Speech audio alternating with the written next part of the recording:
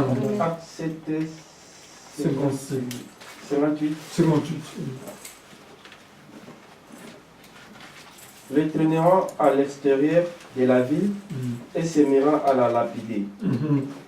Les témoins avaient déposé leurs vêtements aux pieds d'un jeune homme appelé Saoul. Merci, papa. Amen. Amen. Mettez-vous. Vous me donnez maintenant raison. Lorsque je disais que c'est Saul qui maintenant il est devenu Paul de Tarse, qui avait donné l'ordre qu'on puisse lapider Étienne hors du camp. À cette époque-là, il était persécuté de l'Église, persécuté des apôtres, persécuté du ministère de Jésus-Christ. Ici, la Bible nous montre les traîner hors de la ville et les lapider. Les témoins déposaient leurs vêtements aux pieds des jeunes hommes nommés Saoul, qu'aujourd'hui on l'appelle Paul, qui a mis la confusion et des troubles dans son épître de Corinthiens pour les femmes. Il était persécuté d'abord, un criminel, un assassin qui donnait les injonctions. L'homme de droit. Amen. Amen. Aujourd'hui, nous voyons l'épître romain. L'épître romain, c'est un livre de la justification. Paul parle, qui est l'auteur. C'est Saoul, était devenu Paul après la conversion. Il parle de la justification dans l'épître des Romains. Et c'est lui-même qui est l'auteur de cette épître. Il était l'apôtre des païens ou des gentils. Il était là pour convertir les païens. Il s'appelait d'abord Saoul. Saoul signifie demander. Il faut connaître la signification de tous les mots, tous les acteurs bibliques. Saoul signifie demander. Saul. Et Paul signifie petit. Amen. Amen. Paul signifie petit. Dieu l'a rendu un enfant. Étant géant qu'il était, dans sa classe sociale, Dieu l'a rendu petit. Afin qu'il puisse apprendre des choses divines et qu'il soit le raté de l'évangile. À la place d'être persécuté. Et c'est pourquoi lui-même avait vécu les conséquences de ce qu'il aurait sémé. Tout ce que nous sémons sur cette terre, nous moissonnerons. Alléluia. Amen. Chacun va moissonner de la manière dont il a sémé. Saoul avait sémé la terreur. Il a persécuté l'église, il a dispersé les brebis. Et l'homme, malgré s'est converti, il a récolté ce qu'il avait sémé. Il avait récolté ce qu'il aurait sémé. Pas de persécution, pas de chicotte. Et ce n'était pas facile.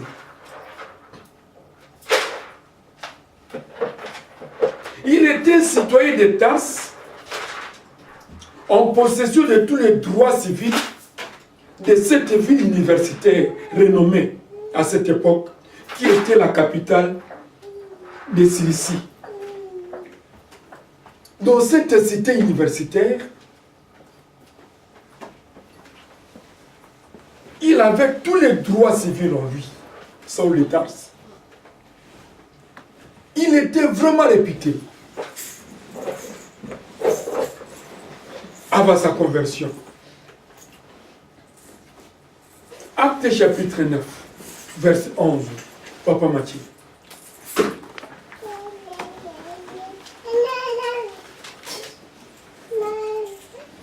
Acte 9, 11.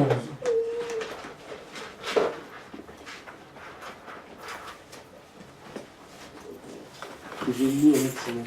Amen. Amen. Le Seigneur lui dit alors, lève-toi, va dans la rue qu'on appelle la droite et dans la maison de Judas. Demande un dénommé Saoul de Tarse. En effet, il prie. Amen. Amen. Jusqu'à là. Et le Seigneur lui dit, lève-toi, va dans la rue qu'on appelle à droite et cherche dans la maison de Judas un nommé Saoul de Tarse. Ça, c'est la conversion de Saoul. Saoul de Tarse. Avant qu'il soit Paul. C'est Dieu a parlé à Ananias. Dans des sorties dans la rue. Parce que Dieu avait aveuglé Saoul. Cet incrédule, il s'appelait très fort et puissant, mais Dieu l'a réduit comme un petit. C'est pourquoi Paul signifie petit. Saul signifie demander.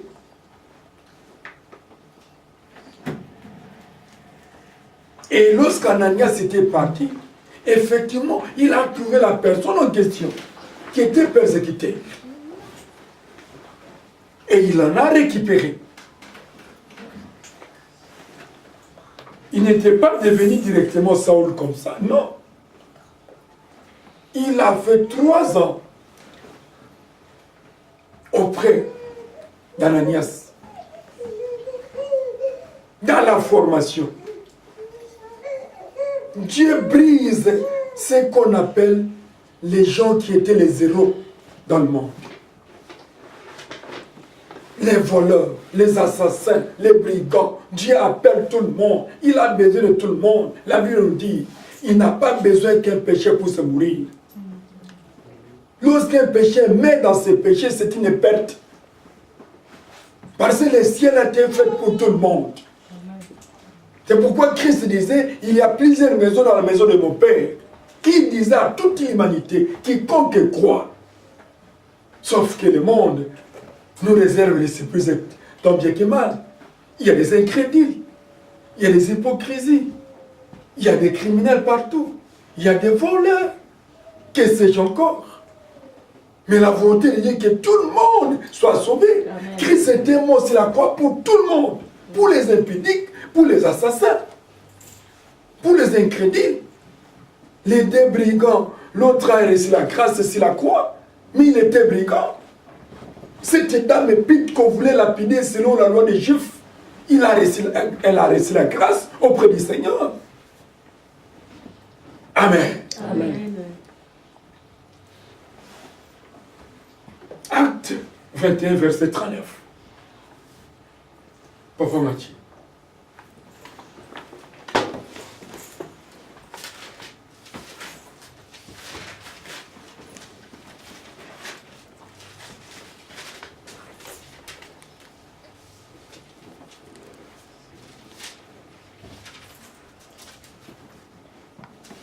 Vous avez dit Acte 21. Verset 39.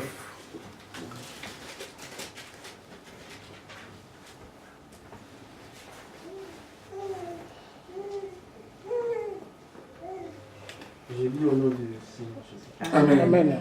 Paul reprit. Je suis juif de Tarse, en Cilicie, citoyen d'une ville qui n'est pas sans importance. Je t'en prie, permets-moi de parler au peuple. Amen. Amen. Ici, nous lisons Paul qui avait écrit dans Actes des Apôtres du 14e verset jusqu'à l'infini. Ici, nous voyons comment il était arrêté. Il a subi les mêmes conséquences qu'il faisait autrefois. De grâce, on ne l'a pas tué comme il avait permis de tuer Étienne. comme il avait permis de crucifier Pierre, la tête en bas, les jambes en haut. On n'a pas fait ça. Mais du moins, il a subi les mêmes conséquences. Il a subi les mêmes souffrances. Bien aimé, c'est que l'homme sème sur cette terre, il les moissonnera au moment opportun. Alléluia. Amen. Tu vas payer tous les mauvais comportements, toutes les mauvaises choses, tous les mauvais actes que tu poses sur cette planète, d'une manière ou d'une autre. Mais lorsque tu sèmes de bonnes choses, tu vas récolter, et cette récolte va descendre même à votre progéniture. Mais lorsque tu sèmes de mauvaises choses, sache que toi-même tu vas récolter, et même vos enfants, les arrière-enfants vont récolter.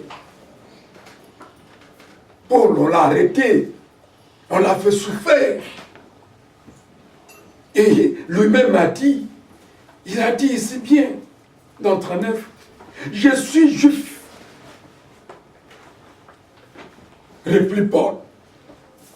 Il démontre son épistémologie, là où il était venu.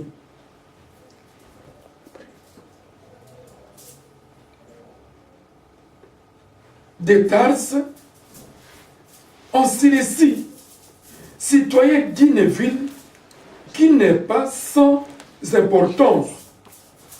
Permets-moi, je t'ai pris de parler au peuple.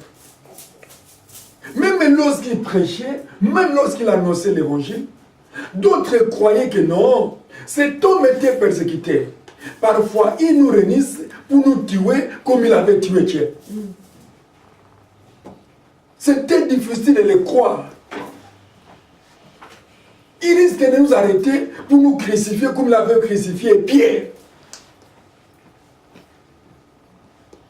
Mais par après, ils ont compris que malgré, il a fait ça, mais ce que cet homme dit, c'est la vérité. Alléluia. Amen. Devant le roi Agrippa, il a parlé, il a défendu sa cause. Le roi Agrippa dit non, votre savoir veut me persuader d'être chrétien. Il défendait sa cause en tant que chrétien serviteur de l'Éternel. Amen. Amen. Acte 22, 28. Ok. Citoyen romain de naissance.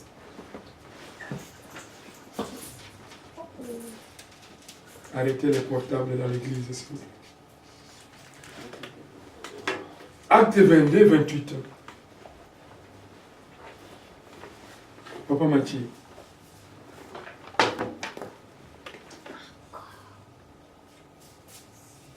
Acte 22, 28. Amen. Le commandant reprit. C'est avec beaucoup d'argent que j'ai acquis ces droits de citoyen. Car à moi, dit Paul, je l'ai de naissance. Amen. Amen. Ça, c'est une nouvelle qui met aussi les points d'être bâti de verges. Après avoir les tabatté de verges, on l'avait frappé même dans sa bouche. Les sangs coulaient, mais il n'a pas cessé de prêcher l'évangile. Alléluia. Amen. Lui-même, quelque part, dans sa conscience, l'interpellait. Que je récolte ce que j'avais semé. Ce que je faisais aux autres. Maintenant, ça retombe sur moi. Ça réplique sur moi.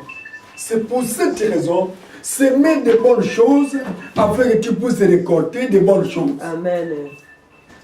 Et vos enfants vont récolter de bonnes choses. Amen, amen. Mais si vous semez de mauvaises choses, toi-même d'abord tu vas récolter. Même vos enfants et vont subir des conséquences qui ne s'y attendaient même pas.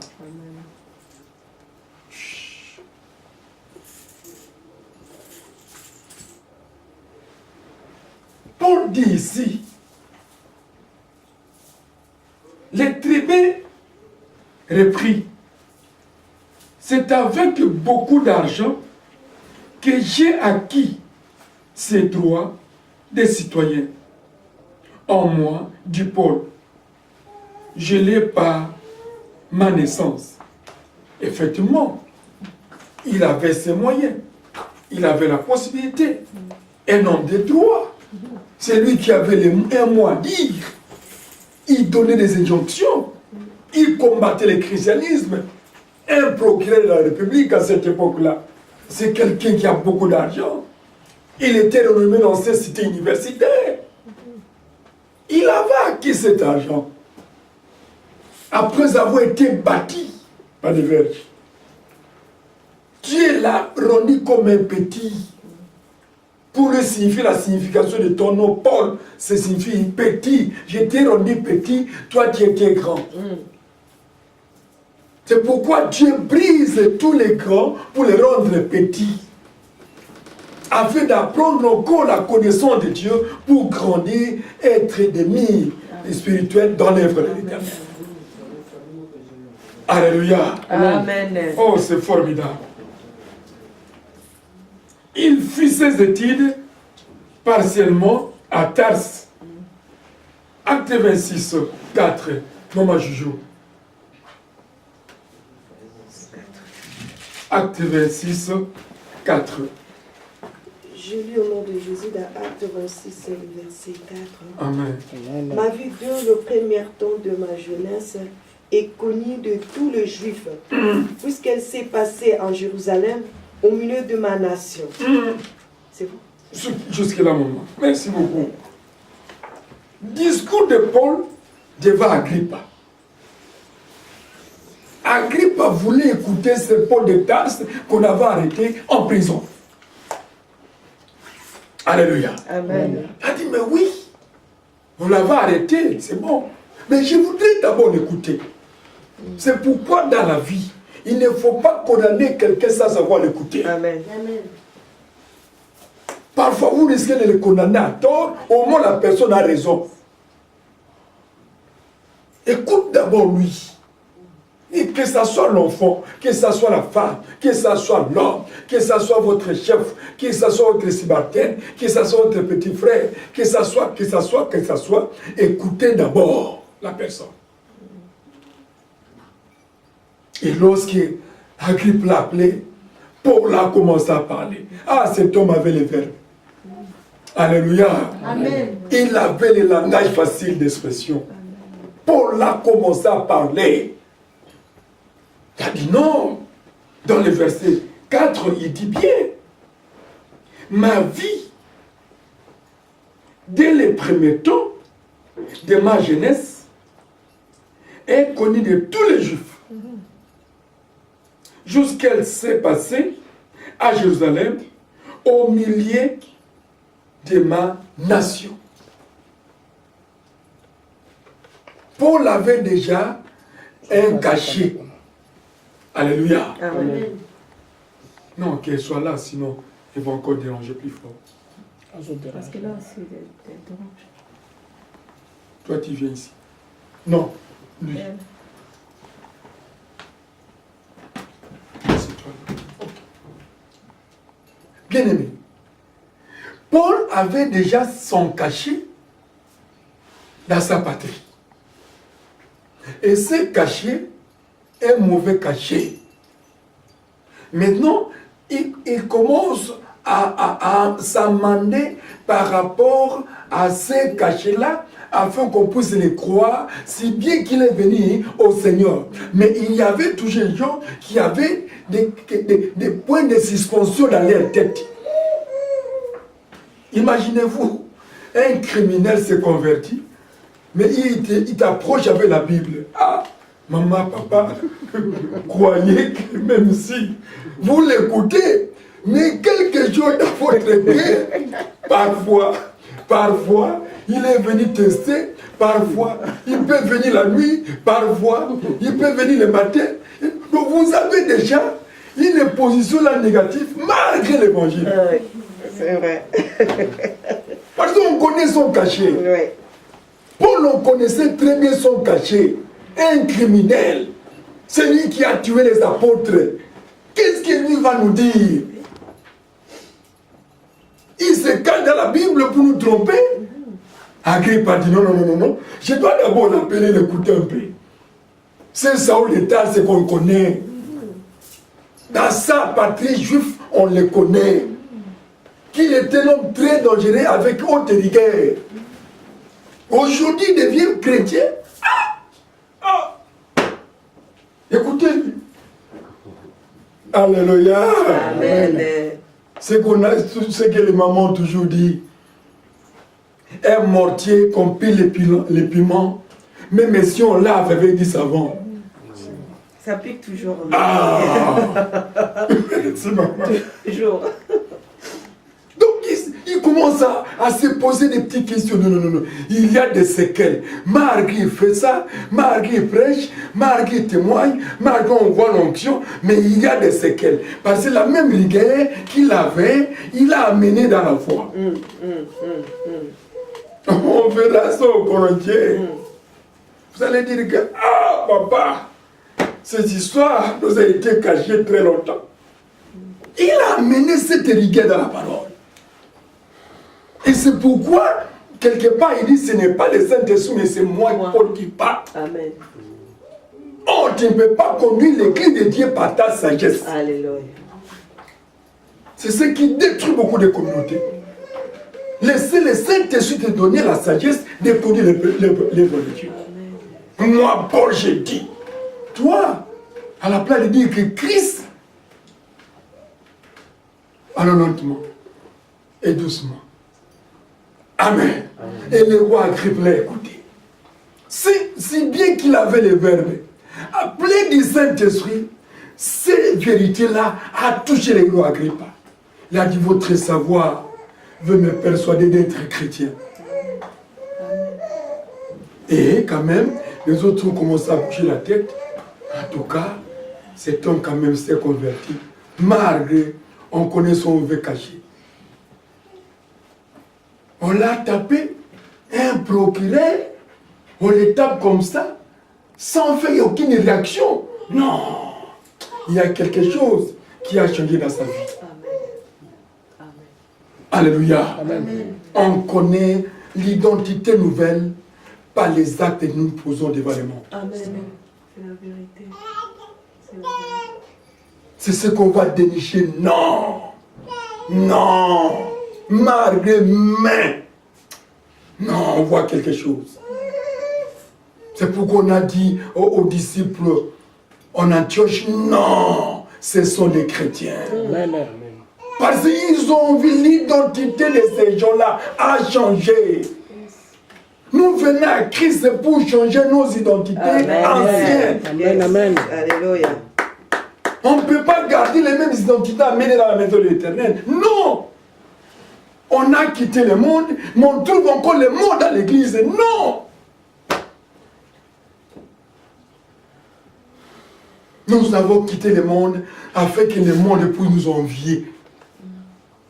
Et qu'on puisse persuader le monde de venir vers le Seigneur. Alléluia. C'est ça. Ici, on a marqué à Paul.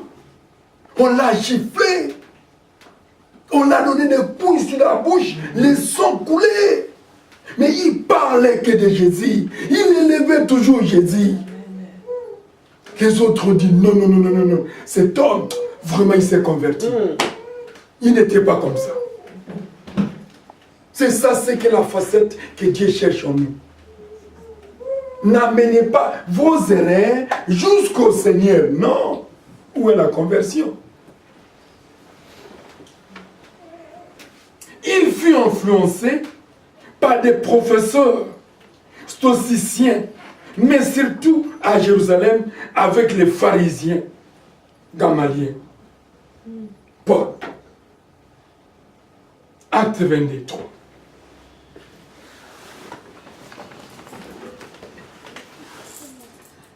Papa Mathieu.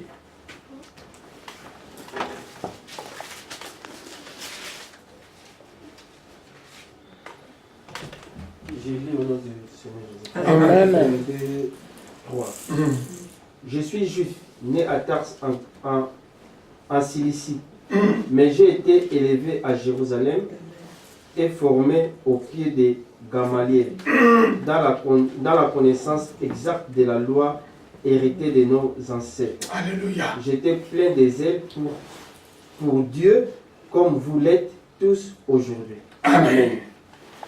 Ici, 22 et 3, la Bible nous dit, dans le second,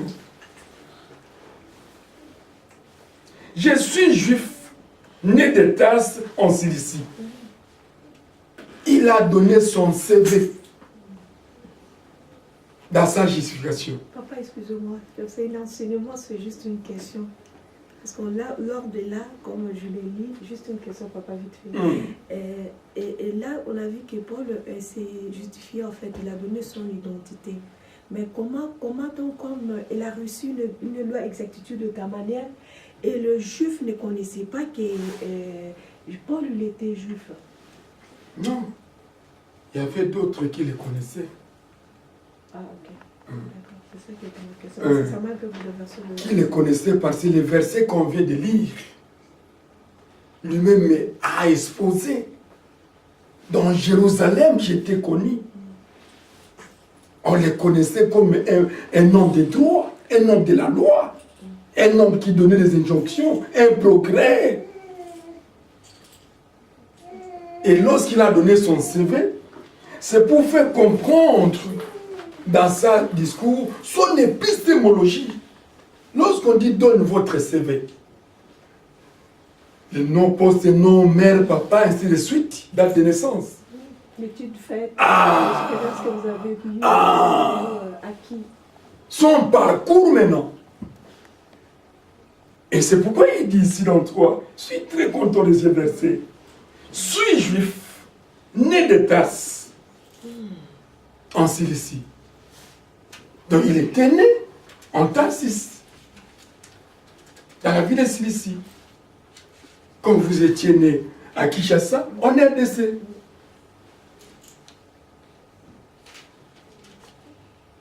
Mais j'ai été élevé dans cette ville-ci et instruit au pied des Gamaliels. Parce qu'il était récupéré par Ananias lorsque Dieu l'a rendu petit dans les chemins de Damas. Auprès d'Ananias, auprès d'un Gamaliel, enseignant, les formant. Très intelligent. Très intelligent. Il s'est rendu petit pour grandir. C'est pourquoi lorsque tu t'humilies, Dieu t'élève. Ne venez pas vers la connaissance universitaire à l'église, non. Venez apprendre une autre notion, plus que ce que toi tu as appris. Amen. Amen. Sinon, vous risquez de philosopher la parole. Mais lorsque tu viens comme un petit, on t'apprend, et avec l'implique de votre connaissance, Dieu va t'élever.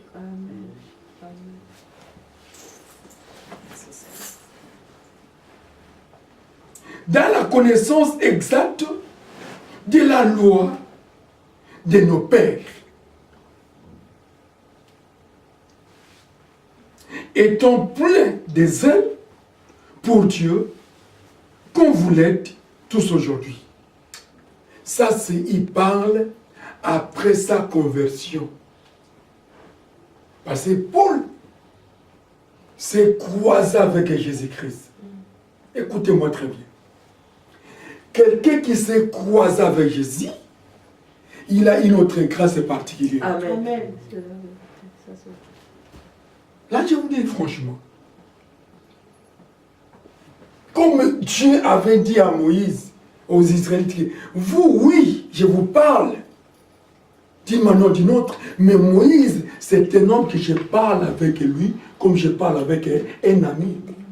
Et la grâce que Moïse avait reçue, ce n'est pas donné à n'importe qui. Et on saute avec Paul. Un incrédule. Pourquoi Dieu a permis de se croiser avec Paul? Parce que d'abord, il était incrédule. Et il persévérait dans les mauvais chemins. Et surtout de toucher son église. Bien aimé, mangez tout ce que vous avez. L'argent, les voitures, tout, mangez bien. Mais ne touchez pas l'œuvre de l'Éternel. Là, vous risquez de toucher les propriétés de l'œuvre. En face de Christ va apparaître. C'est ce que Dieu a mis Paul face à un défi. Il appelait par son nom, Saul, Saul. Méchant qu'il était. Il dit, qui m'appelle? Il a écouté une voix dans l'air. C'est Jésus-Christ, c'est que toi qui persécute. Parce qu'il a vu, il a coulé le sang de Dieu. Il a coulé le sang de Pierre. Et tant d'autres. Christ a dit non. D'abord, c'est ma créature. Je dois lui montrer que je suis Dieu. Il ne faut pas être incrédule devant la face de l'Éternel. Alléluia. Amen. Soyez obéissants. Et c'est pourquoi Christ l'a réduit comme un petit. Il a donné le nom de Paul, signifie petit. Tu es petit. Nous sommes des petits devant Dieu.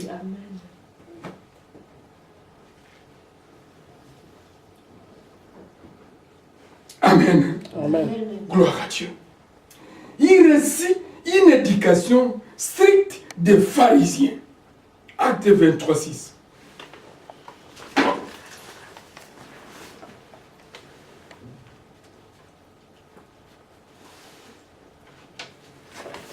Lisez rapidement, papa. Nous avançons vers la fin. Acte 23, 6. 6. J'ai lu au nom du Seigneur Jésus. Amen. Sachant qu'une partie de l'assemblée était composée des Sadducéens et l'autre des pharisiens, Paul s'écria dans les Sanhédrins. Mes frères, je suis pharisien, fils des pharisiens. C'est à cause de l'espérance de la résurrection des morts que je suis mis en jugement. Amen. Amen. Gloire à Dieu. Il y avait un camp lorsqu'il prêchait. Mais Paul détache son corps. Qu'est-ce qu'il veut nous dire? Cet assassin. Bien-aimé, pour te croire, voir toi qui étais assassin, tu t'es converti, ça demande beaucoup de temps. Au moins que le Saint-Esprit puisse faire son travail. Humainement comme ça. Non. On met votre évangile en cause. Vrai ou faux? Amen. Ah! On met votre évangile en cause. On met votre foi en cause. Paul dit ici dans 6. Paul, sachant qu'une partie de l'assemblée était composée des Sadducéens et l'autre des pharisiens. Oh, lui a grandi dans la notion des pharisiens. S'écria dans les Sanhédrins, oh mes frères, je suis pharisien, fils des pharisiens, c'est à cause de l'espérance et de la résurrection des morts que je suis mis en jugement. Ah, si vous descendez ici, il y a eu un trouble entre deux camps. Les pharisiens et les sadducéens se sont séparés. Pourtant, il était un lorsqu'il suivait Paul. Parce qu'on les condamnait, on voulait les tuer. Et lorsqu'il a parlé que je suis pharisien, les frères disent, ah, mais ça c'est notre frère. Les sadducéens ont dit non, mais on doit les crucifier. Les pharisiens ont dit non. Ça c'est notre frère. Ce qui dit est frère. Bien-aimé, s'aimer de bonnes choses pour ne pas récolter des difficultés dans la vie. Le ministère de Paul, si bien que Dieu l'utilisait puissamment, il a trouvé des combats, il a traversé les moments terribles de l'histoire qu'aucun homme de Dieu n'a traversé. La persécution existe, les combats sont là, mais ce que Paul a vécu, non. C'est pourquoi ça lui a poussé d'écrire des épîtres partout. À cause de ce qu'il a vécu dans l'évangile. Parce qu'en mettant en cause de sa conversion, en mettant en cause de sa foi, même il prêchait, ça leur disait ni. Parce qu'on les connaît par les mauvaises tâches. C'est un tueur.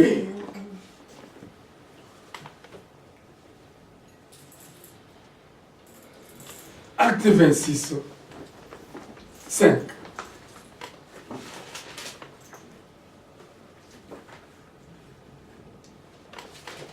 La Bible s'interprète d'elle-même. Je lis au nom du Seigneur Jésus-Christ. Amen. Verset 5. Mm. Les connaissant depuis longtemps, ils savent s'ils veulent bien en Acte 26, c'est verset 5. Mm. Mais connaissant depuis longtemps, ils savent s'ils veulent bien en témoigner que j'ai vécu en pharisien, selon les parties les plus strictes de notre religion. Amen. Amen. Merci. Ils savent depuis longtemps. Ça, c'est le discours de Paul devant Agrippa. S'ils veulent de déclarer que j'ai vécu pharisien selon la secte la plus rigide de notre religion, les pharisiens. C'est une secte des incrédules qui ne croyaient pas à la résurrection de Jésus-Christ. Mais Paul a vécu ça. Il dit ça devant Agrippa. Parce qu'Agrippa le connaît par un autre cachet. Alléluia. Amen. Agrippa le connaissait avec un autre cachet. Les Juifs le connaissaient avec un autre cachet. Depuis quand il devient prédicateur de l'évangile, c'est assassin qui a permis qu'on tue Étienne devant sa présence. Alléluia. Amen. Gloire à Dieu parce que nous, c'est Christ qui nous a justifiés. Amen. Nous sommes justifiés en Christ par la foi. Amen. Paul a commencé à donner sa justification. L'épître fut écrit en Corinthe, dans la maison de Gaïs, un chrétien fortuné. Au moment où Paul écrivait cette épître de Romains, c'était auprès d'un Gaïs qui était chrétien fortuné. Dans sa maison, il commençait à rédiger cette épître. Gaïs fut comme un partenaire de Paul pour le soutenir dans la grande mission. L'Église a besoin de partenaires. Amen. Amen. Oui. L'évangile est gratuit, mais l'œuvre de l'Éternel demande de l'argent. On n'ira pas avec les versets bibliques dans des magasins. Il est écrit, donnez, il vous sera donné, donne-nous les micros. Et on va te foutre dehors avec vos Bibles. Mais on paye avec de l'argent. Amen. Amen. Les paniers, on n'a pas payé avec les versets bibliques. Mais avec quoi? Avec de l'argent. Gaïs, il était fortuné. Un chrétien que Dieu avait béni. Et il a permis que Paul soit dans sa maison, rédiger cette épître, afin de la ranger, saisie dans les manuscrits des Grecs et traduit en français. Le Nouveau Testament est écrit en grec avant d'être en français. L'Ancien Testament, c'est en hébreu. Amen. Amen. Romains chapitre 16, verset 23. Je pense qu'on va s'arrêter dans ce verset-là.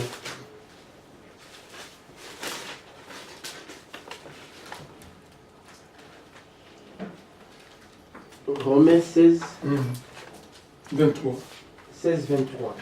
Je lis au nom du Seigneur Jésus. Amen. Amen. Gaïs qui m'a accueilli et chez qui toute l'église s'est réunie. Vous salue. Amen. Érasté, les trésoriers de la ville vous saluent, ainsi que les frères Cartus. Amen. Amen. Ici on dit, dans Romains 16, 23, à celui qui peut vous affermir selon mon évangile et la prédication de Jésus-Christ, conformément à la révélation du mystère caché pendant des siècles. C'est différent. Hein? C'est différent, c'est pas différent. pareil. Ah, À Romains 16, le verset 23, hmm. c'est ce qu'il a remarqué. C'est différent.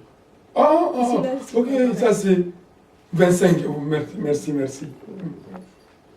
Gaïs, mon hôte, et celui de toute l'Église vous salue.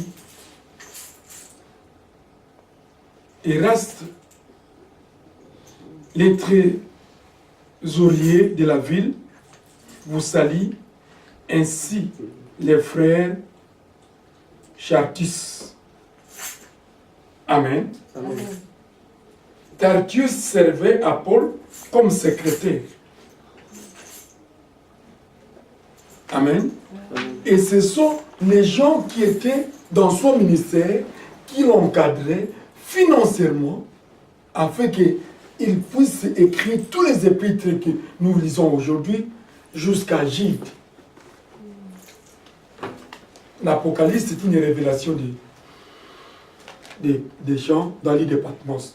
On verra qui est ces gens. Il y a plusieurs gens. Alléluia. Amen. La lettre était emportée à Rome par Phobé, une veuve aisée, car elle s'y rendit pour les affaires. Phobé, c'est une dame qui servait Dieu, dont Paul aussi l'a témoigné. Et c'est lui, comme il allait en Rome dans le cadre des affaires, étant servant de Dieu, il a amené cet évangile en Rome, en Italie. Et cette Italie ici, ne croyez pas l'autre. Ne croyez pas au ciel. Non. Ici. Et il a commencé à écrire ce qu'il a vécu pendant sa conversion, dans son ministère. Et il a commencé à écrire pour enseigner les peuples romains. Mais ce sont les Romains qui ont tué Jésus. Amen. Hein? Amen. Que Dieu vous bénisse. Vous bénissez aussi.